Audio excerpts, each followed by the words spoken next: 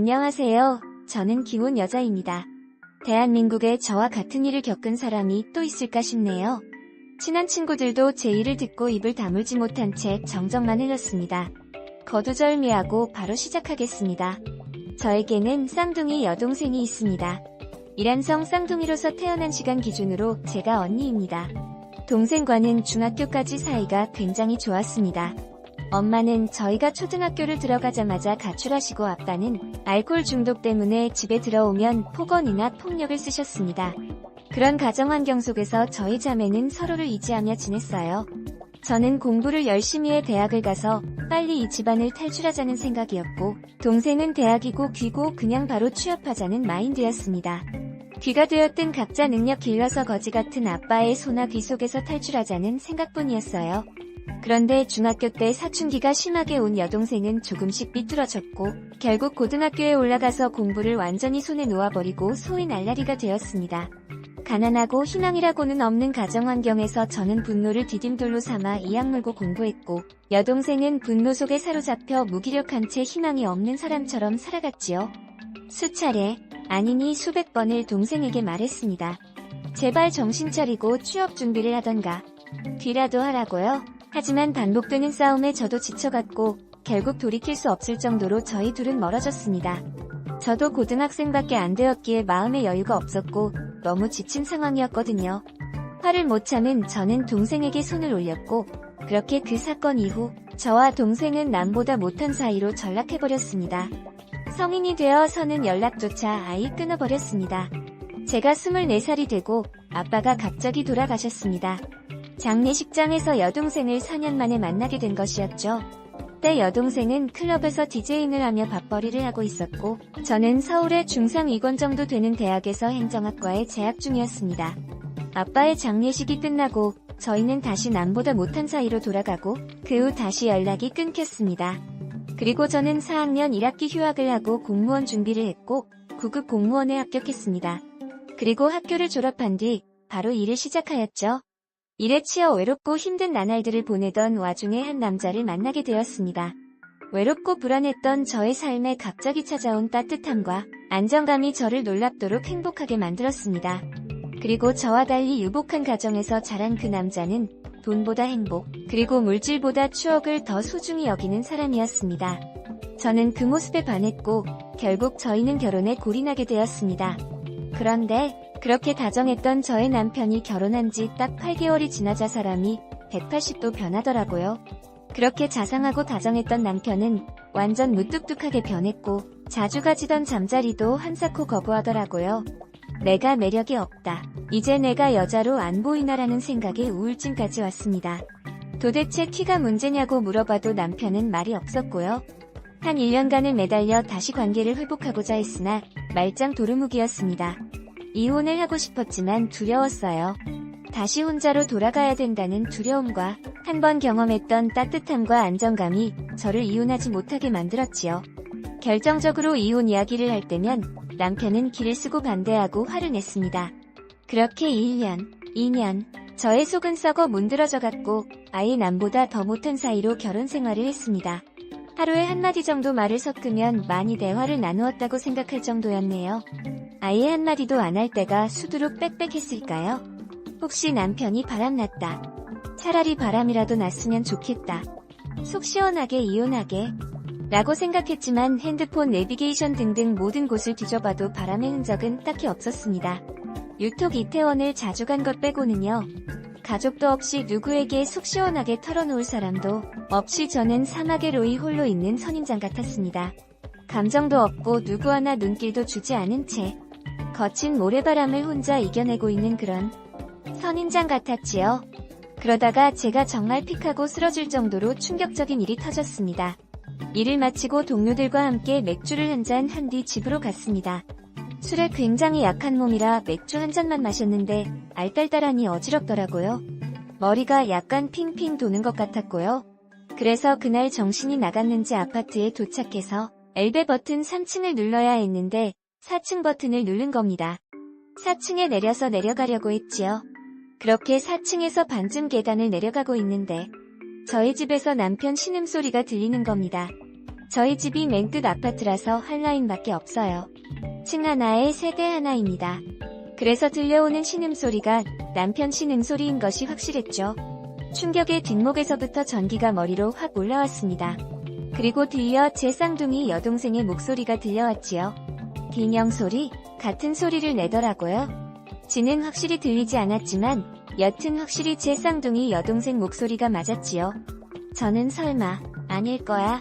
내 남편과 여동생이.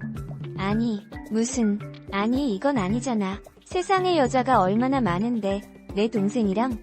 설마 아냐 라고 현실을 부정하고 있을 때 대문이 쾅 열리면서 여동생이 화를 내면서 나오더라고요.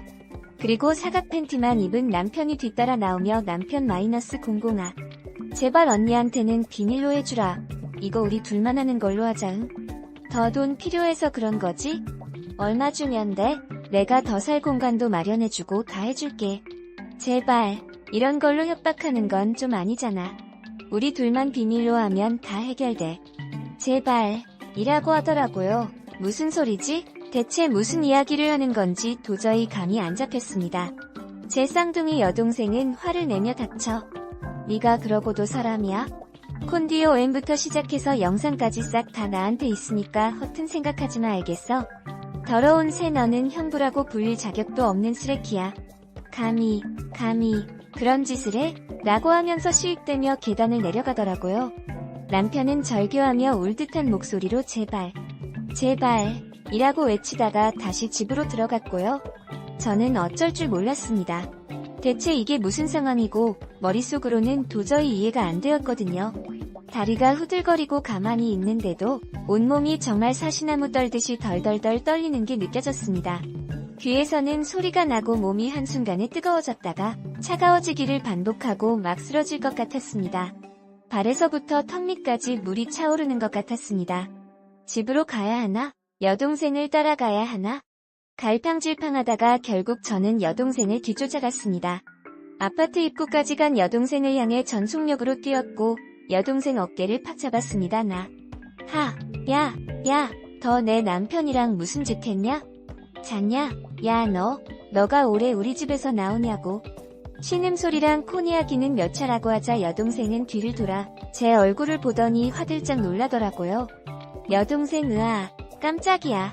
아, 심장, 내 심장. 심장 멎는 줄 알았네. 잘됐네. 넌 나랑 형부 아니? 그 개새끼랑 잤냐고? 무슨 토 나오고 역겨운 소리래. 알지도 못하면서 속단하지마.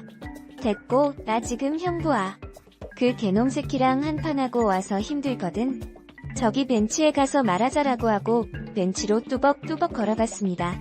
그렇게 저희는 벤치에 앉아 이야기를 시작했습니다. 동생 언니, 놀라지마. 나 이태원에서 DJ님이랑 이것저것 일하는 거 알지? 일이 이래서 그런지는 몰라도 내 주변에 게이 되게 많거든. 나랑 제일 친한 오빠도 게이야. 우리 가정사 전부 알고 있는 오빠고 그 오빠 따라서 게이바 갔는데 거기에 형부 있었어. 난 깜짝 놀라서 쓰고 있던 모자 푹 눌러쓰고 주머니에서 마스크 꺼내서 얼굴 가렸지. 그 오빠한테 키 크고 몸 좋아 보이는 저 사람 우리 형부라고 말하니까 그 오빠가 깜짝 놀라더라고. 그리고 형부에 대한 이야기를 들려줬어. 오빠는 한참을 당황하면서 저 사람이 네 형부라고? 저 사람이랑 잔 적도 있고 집안의 게이인 거 안 들키려고 위장 결혼했다고? 그런 소문도 엄청 많고 특히 돈 많아서 남자들 엄청 달라붙는다고. 그리고 저 남자 지금 내 친구랑 사귀고 있다고라고 하더라고. 그냥 넘어갈 수가 없더라. 오늘은 형부한테 게이인 거 아니가? 행동 똑바로 하라고 경고하러 온 거고 신음소리는 내가 영상 틀어서 나온 소리인 것 같네. 라고 하더라고요. 심장이 쿵 내려앉았습니다. 그동안 남편이 했던 행동들이 모두 이해가 갔어요. 왠지 모르겠지만 차라리 잘됐다 싶었습니다. 내가 여자로서 매력이 없는 그놈이 게이였구나. 그럼 이 지긋지긋한 결혼 생활 끝내자라는 생각이 들었습니다. 그리고 여동생에게 고맙다고 말하려는 순간 눈물이 펑펑 쏟아졌네요. 정말 한 30분은 말할 수 없을 정도로 숨 넘어갈 정도로 개업거 울었습니다.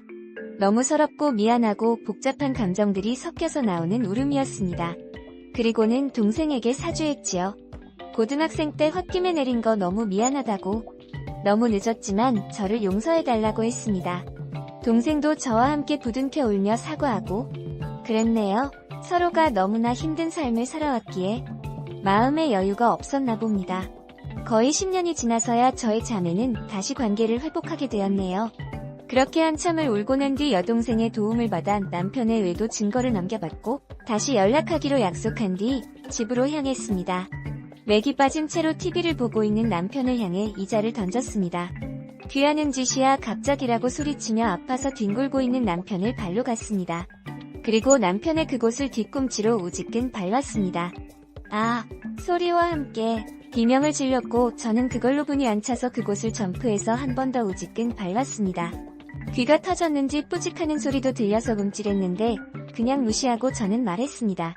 게이인 거 다 안다고 시댁에도 폭로할 거고 네가 운영하고 있는 사업체 직원들한테도 다 폭로할 거라고 했습니다. 그리고 저는 집을 빠져나와 택시를 타고 바로 시댁을 향해 갔습니다. 어머님한테 남편의 사생활에 대해 모두 폭로하고 그간 결혼 생활이 어땠는지 전부 말했지요. 처음에는 믿지 않더니 영상을 보여주자 손을 덜덜 떤 채로 아무 말씀 못하시더라고요. 그렇게 저는 이혼하겠다고 선언하고 시댁에서 나왔습니다. 그리고 회사 근처에 있는 모텔에서 잠을 자고 다음날 출근을 했습니다. 그리고 반차를 쓰고 급하게 혼자 살 고시원을 알아보고 이혼 전문 변호사를 찾아가서 소장을 준비했습니다. 변호사분도 처음엔 제 이야기를 듣고 조금 놀라시더라고요. 그렇게 수차례 변호사분과 상담을 한 끝에 소장을 썼네요. 소장을 접수한 사실을 알게 된 남편과 시댁에서는 제발 합의 이혼하자. 이 모든 사실을 비밀로 하는 대가로 억대의 현금을 주겠다고 저를 회유했고요. 하지만 자존심이 있지 차마 그러지는 못하겠더라고요. 어차피 저 공무원이고 평생 굶어 죽을 일 없으니 그냥 개질하고 욕 한 바가지 퍼붓고 고소 진행했습니다. 정신적 육체적 피해랑 위자료 전부 나오면 작은 원룸으로라도 이사가려고요. 지금은 소송 비용 때문에 목돈 나가리밖에 없어서 고시원에서 지내고 있지만요. 그래도 그냥 좋게 생각하려고 합니다. 이제라도 알아서 다행이라고 생각해요. 그놈이 까딱 잘못하면 제가 보낸 사연에 그놈 실명까지 전부 까발릴 생각입니다. 안전장치로 이렇게 사연을 보내게 되었네요. 그럼 저는 소송 끝나고 후기로 다시 찾아오겠습니다.